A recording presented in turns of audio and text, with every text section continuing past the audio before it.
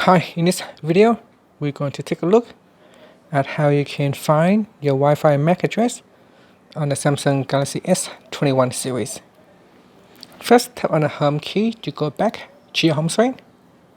Then we're going to swipe down at the top and tap on the settings icon. Next, we're going to tap on connections. And then in here, we're going to tap on Wi-Fi. Then tap on the settings icon next to your Wi-Fi connection. Tap on the advanced button, and from the advanced drop down, go down, and in here you can find your MAC address. And that's it. Finally, you can tap on the back key to go back to your Wi-Fi settings page, or you can tap on the home key to go back to your home screen. And that's it. Thank you for watching this video. Please subscribe to my channel for more videos.